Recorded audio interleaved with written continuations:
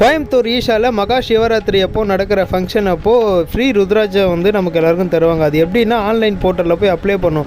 இப்போ வந்து க்ளோஸ் ஆகிடுச்சு. நான் உங்களுக்கு வீடியோவில் காமிச்சிருப்பேன். இதை நீ அப்போவே சொல்லியிருக்கலாமே அப்படின்னு நீங்கள் கேட்கலாம். இருந்தாலும் அது வருமா இல்லை வராதான்னு சொல்லிட்டு டவுட்டில் தான் நான் அப்ளை பண்ணேன்.